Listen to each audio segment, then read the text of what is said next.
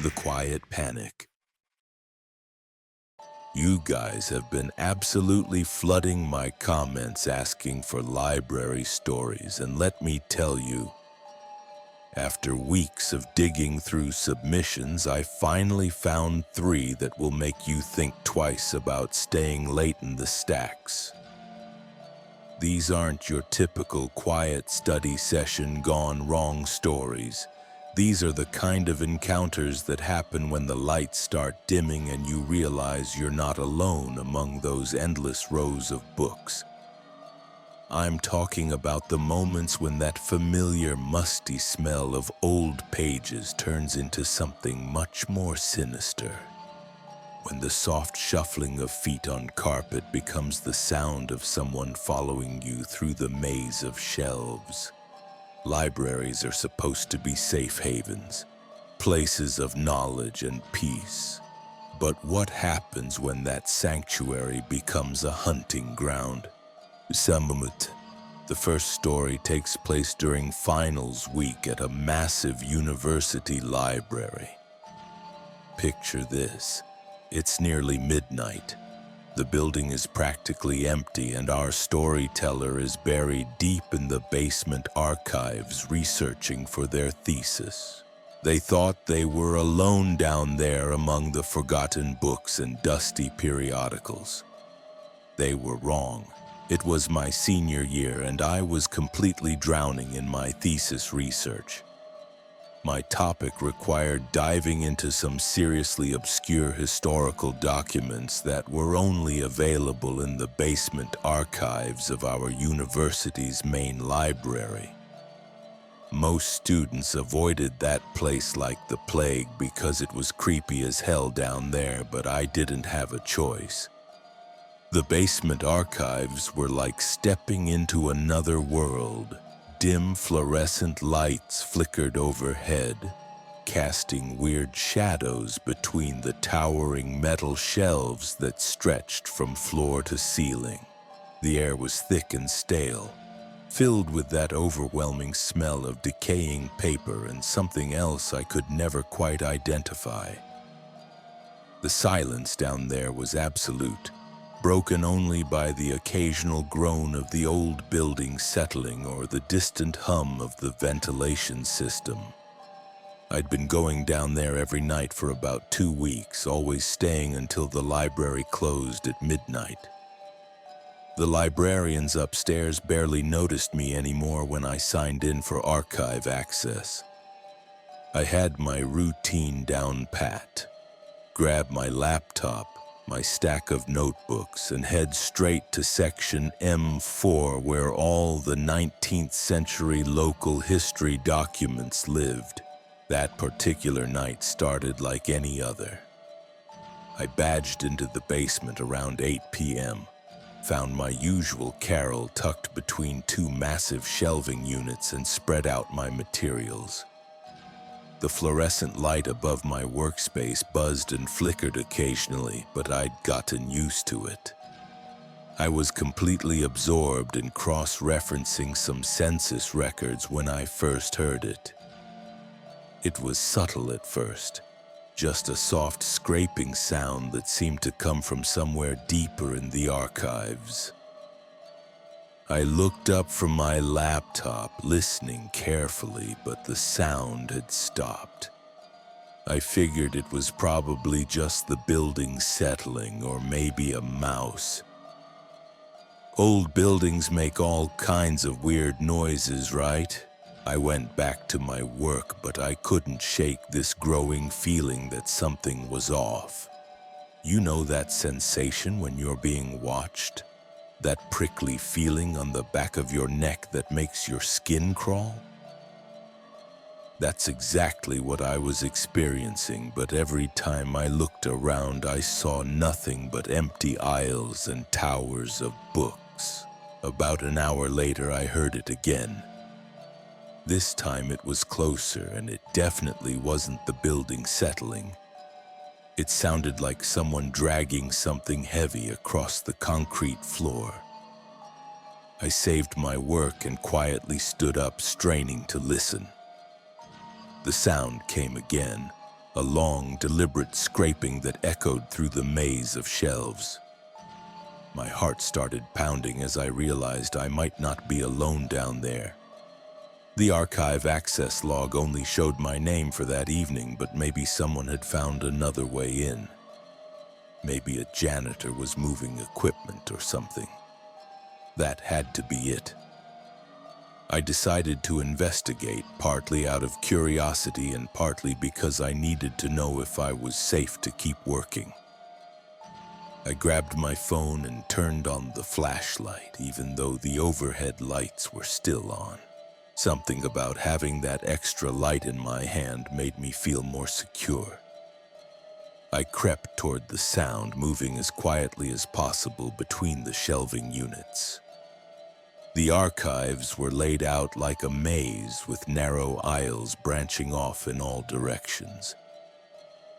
As I got deeper into the stacks, the fluorescent lights became more sporadic, leaving patches of shadow that my phone's flashlight couldn't quite penetrate. The scraping sound came again, and this time I could tell it was coming from the far end of the archives, near the section where they kept the really old stuff that nobody ever accessed. I made my way in that direction, my footsteps eerily loud in the oppressive silence. As I rounded a corner into one of the back aisles, I froze. There, about 30 feet ahead of me, was a figure hunched over something on the floor.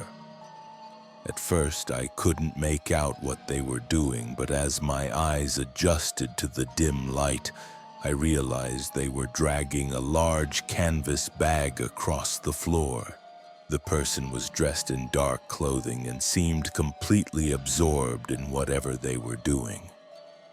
They hadn't noticed me yet, and every instinct I had was screaming at me to get out of there immediately. This wasn't a janitor or a fellow student. This was someone who definitely wasn't supposed to be in the archives. I started to back away slowly, trying not to make any noise, but my foot caught the edge of a book that had fallen from one of the lower shelves. The book skittered across the floor with a sound that seemed deafeningly loud in the silence. The figure stopped dragging the bag and slowly turned toward me. Even in the dim light, I could see their face clearly, and what I saw made my blood run cold. It was a man, probably in his 50s, with wild, unkempt hair and eyes that reflected the light like an animal's. His clothes were filthy, and there were dark stains on his shirt that I didn't want to think about too closely. For a moment, we just stared at each other. Then he smiled, revealing a mouth full of rotted teeth, and whispered something I couldn't quite hear. The sound of his voice, even that soft whisper, was like nails on a chalkboard. I didn't wait to find out what he'd said. I turned and ran, my footsteps echoing through the archives as I raced back toward my carrel to grab my stuff. Behind me, I could hear him laughing, a low, disturbing sound that seemed to follow me through the maze of shelves. I reached my workspace and frantically shoved my laptop and notebooks into my bag. My hands were shaking so badly I could barely zip it closed. The whole time I kept expecting to feel a hand grab my shoulder or hear those footsteps coming up behind me. As I ran toward the exit, I risked a glance back and saw him standing at the far end of the main aisle, just watching me. He wasn't following, which somehow made it even more terrifying. He just stood there with that horrible smile, like he knew something I didn't. I burst through the archive doors and took the stairs 2 at a time, not stopping until I reached the main floor. The security guard at the front desk looked up in surprise as I stumbled past him, probably looking like I'd seen a ghost. I never found out who that man was or what was in that bag he was dragging around. I reported it to campus security the next morning, but when they checked the archives, they found nothing unusual.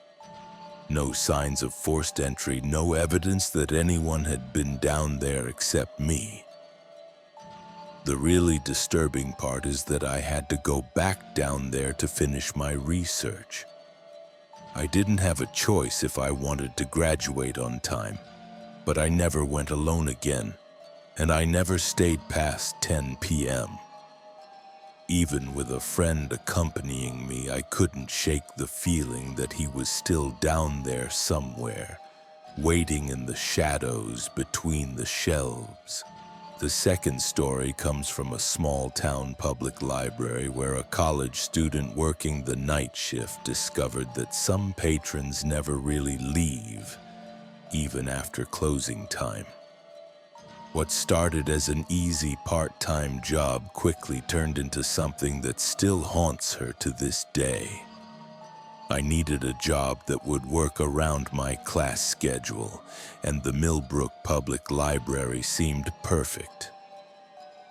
They were looking for someone to work the evening shift from 4 to 9 p.m. Monday through Friday. The pay wasn't great, but it was quiet work, and I figured I could even get some studying done during the slower hours. The library was one of those classic Carnegie buildings from the early 1900s. All dark wood and high ceilings with tall windows that let in beautiful natural light during the day. But at night, those same windows became black mirrors that reflected the interior lighting in weird, distorted ways. The building had that old library smell that most people find comforting, but after dark, it seemed to take on a more oppressive quality. My supervisor, Mrs. Chen, was this sweet older woman who'd worked there for like 30 years.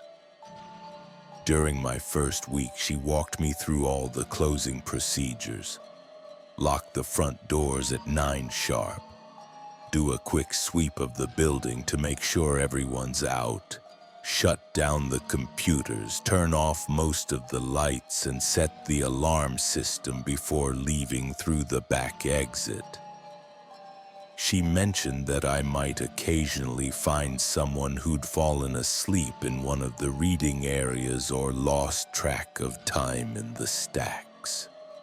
Just give them a gentle shake and escort them out, she told me. Most people are pretty understanding about it. For the first month, everything went smoothly. I'd help patrons find books, check out materials, answer basic questions, and do the closing routine without any problems. The building would get pretty quiet after 7 p.m., usually just a few dedicated students or elderly folks who liked to read the newspapers in the periodical section. Then things started getting weird. It began with books being out of place. I'd come in for my shift and find entire sections that had been completely rearranged overnight. Fiction books mixed in with biography, children's books scattered throughout the adult sections, reference materials pulled from their designated areas. Mrs. Chen seemed genuinely puzzled when I mentioned it. "That's strange," she'd say, shaking her head. "Maria works the morning shift, and she's very particular about keeping everything organized. I'll talk to her about it," but it kept happening and it was getting worse. I'd spend the first hour of my shift putting books back where they belonged, only to come in the next day and find the same chaos. It was like someone was coming in after hours and deliberately messing with the collection. Then I started noticing the computers. I'd shut them all down according to protocol, but when I'd walk past the computer area during my evening rounds, I'd sometimes see the screens glowing. At first I thought maybe they were just taking longer to fully power down. But when I got closer, I could see that they were actually running programs. Web browsers would be open to random pages, word processing documents would have gibberish typed into them, and sometimes the printers would be churning out page after page of blank paper. The really unsettling part was that the keylogger software showed that someone was actively using the computers well after closing time. The timestamps would show activity at 10 p.m., 11 p.m., even later. But that was impossible because I was the only one with access to the building after 9. And I definitely wasn't using the public computers. I started getting paranoid about my closing routine. I'd double-check every aisle, look under tables, even check the bathrooms twice before setting the alarm. But no matter how thorough I was, the weird activity continued. The breaking point came on a Thursday night in November. It had been a particularly quiet evening with only a handful of patrons throughout my shift. By 8:30, the building was completely empty, or so I thought. I was doing my final sweep when I heard the distinct sound of pages turning from somewhere in the fiction section. I grabbed a flashlight from behind the circulation desk and made my way toward the sound. The overhead lights were still on, but the tall shelving units created deep shadows that seemed to shift as I moved. The page-turning sound continued, slow and deliberate, like someone carefully reading through a book. As I rounded the corner into the fiction section, I saw her. An elderly woman in a faded floral dress was sitting in one of the reading chairs, completely absorbed in a thick hardcover book. Her gray hair was pulled back in a neat bun, and she wore wire-rimmed glasses that caught the light from the overhead fixtures. "Excuse me, ma'am," I called out softly, not wanting to startle her. "The library is closed. You'll need to check out that book and head home." "Ish." She didn't respond. She just kept turning pages with those careful, deliberate movements. I walked closer and repeated myself, a little louder this time. Still nothing. That's when I noticed something that made my skin crawl. The book she was reading was completely blank. Every page she turned was empty, but she was reading it like it contained the most fascinating story in the world. Her eyes would track across each blank page, following invisible lines of text. "Ma'am?" I reached out to gently touch her shoulder, and my hand went right through her. I stumbled backward, my heart hammering in my chest. The woman continued reading her blank book, completely oblivious to my presence. I could see her clearly, could hear the sound of pages turning, but she wasn't really there, at least not in any way that made sense. I ran back to the circulation desk and called Mrs. Chen, my hands shaking as I dialed her number.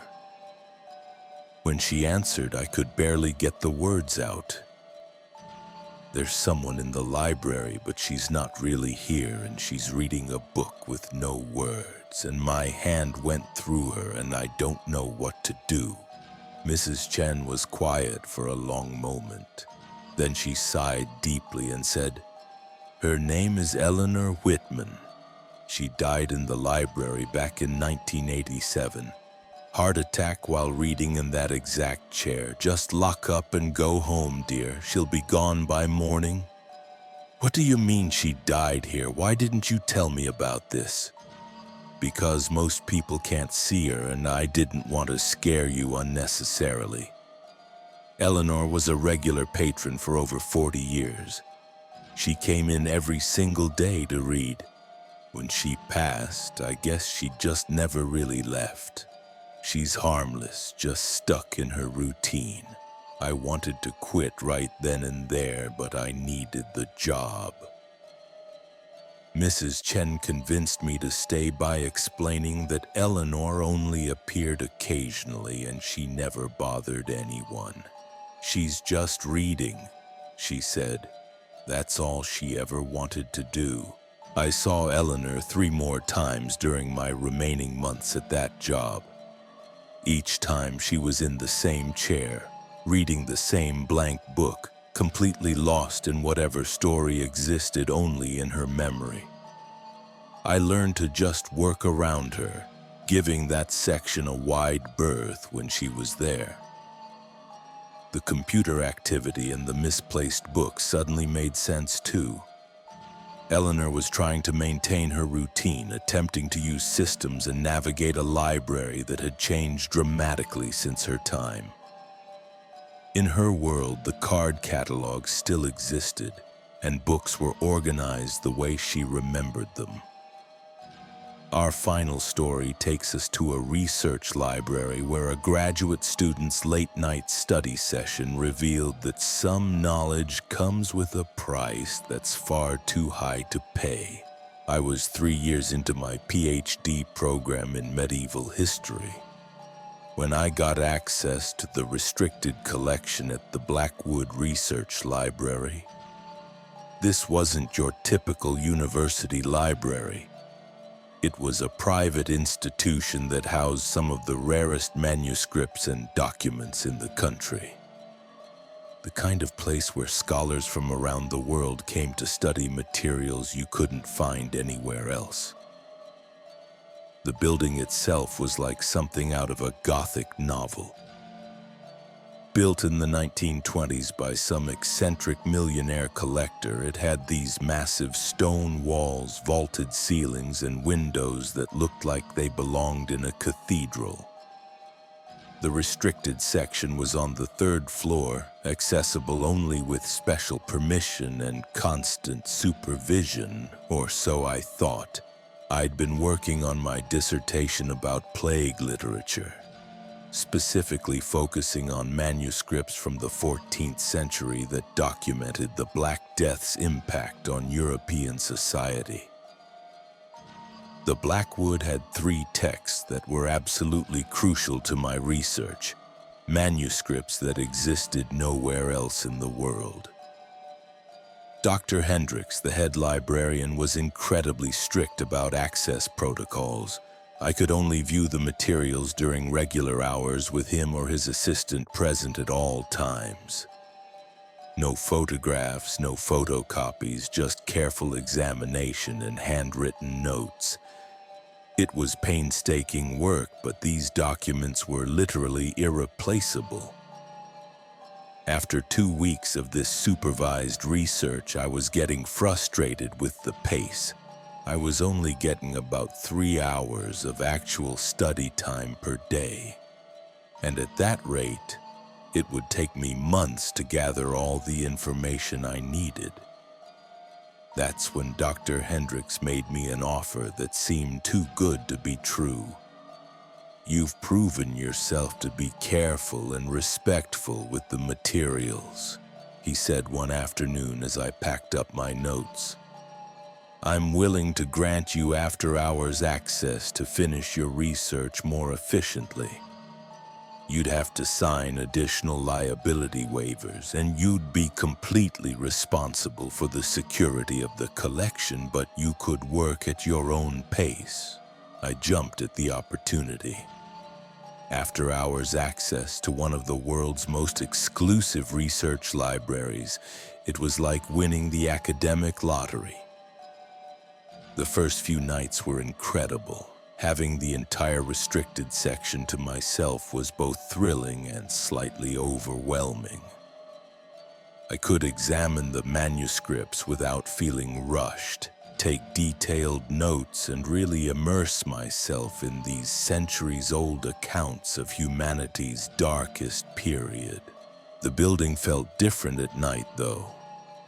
During the day, with Dr. Hendricks bustling around and other researchers coming and going, It had a scholarly, purposeful atmosphere.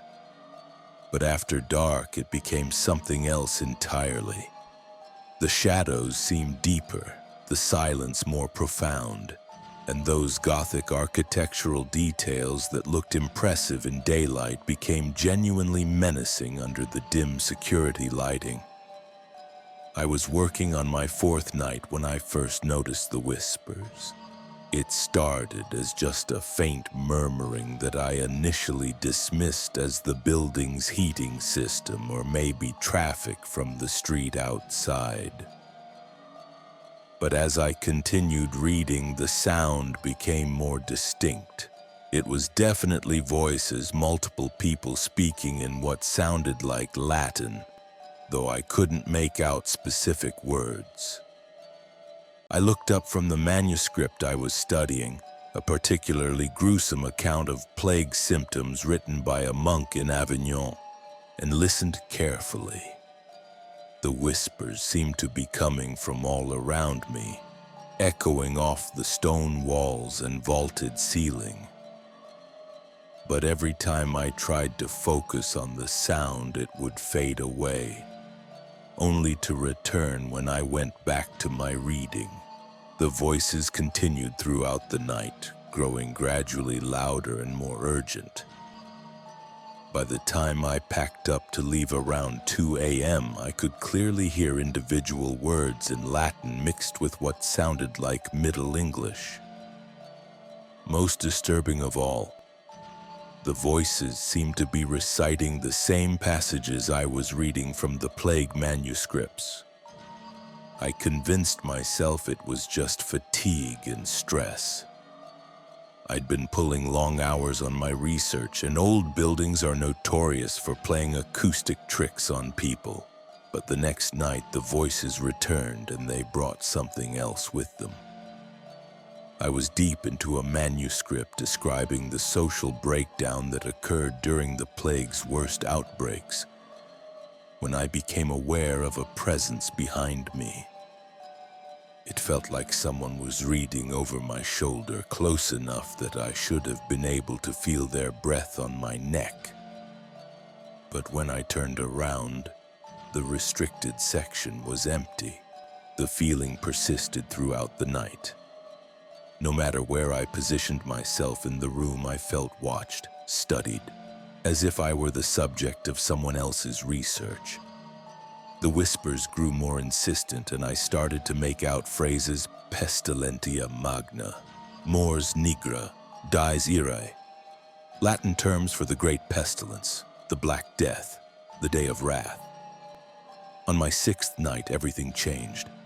I was examining the final manuscript in my collection, a journal kept by a physician in Paris during 1348.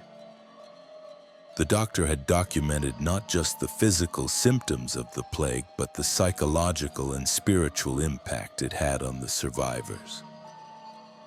His entries grew increasingly erratic as the months progressed, filled with references to visions, voices, and contact with the dead. As I read his final entry, dated just days before his own death from the plague, the whispers around me suddenly stopped. The silence was so complete it was almost painful, like the moment right before thunder crashes. Then slowly a new sound filled the room. Footsteps, not the sharp click of modern shoes on stone, but the soft shuffle of medieval boots, the swish of long robes, the gentle creak of leather. The sounds came from all directions, as if a crowd of people was gathering around me, but I could see nothing. The temperature in the room plummeted. My breath began to fog, and frost started forming on the glass cases that held the manuscripts. The whispers returned, but now they were different. Instead of Latin prayers or medical terminology, I heard names. Hundreds of names spoken in voices filled with grief and loss. That's when I realized what was happening. These weren't just voices from the past. They were the voices of everyone who had died during the plague outbreaks documented in these manuscripts. The victims whose stories I'd been reading were somehow connected to these texts, bound to them by the trauma and suffering they'd endured. And by studying their accounts so intensively, by immersing myself in their pain and fear, I'd opened some kind of doorway between their world and mine. The final straw came when I saw my own name appear in the physician's journal. As I watched in horror, new words began writing themselves in the same medieval script, describing my presence in the library, my research, even my growing terror. The dead physician was documenting me just as he'd documented the plague victims centuries ago. I grabbed my notes and ran, leaving the manuscripts scattered across the reading table. I didn't stop until I was outside the building, gasping in the cold night air and trying to convince myself that what I'd experienced was just an elaborate hallucination brought on by stress and sleep deprivation. But the next morning I received a call from Dr. Hendricks. The manuscripts I'd been studying had all been found damaged, their pages covered in what appeared to be water stains but tested as human tears. The security cameras had recorded nothing unusual, but the temperature sensors showed that the restricted section had dropped to near freezing for several hours during the night. I never went back to complete my research. I changed my dissertation topic entirely, focusing on something much safer and more modern. But sometimes late at night when I'm working alone, I can still hear those whispers. And I know that somewhere in that Gothic library my name is still being written in a dead physician's journal, adding my story to the endless catalog of those who delved too deep into knowledge that was never meant to be disturbed. These three stories remind us that libraries, for all their reputation as safe havens of learning, can harbor secrets that go far beyond what's written in their books.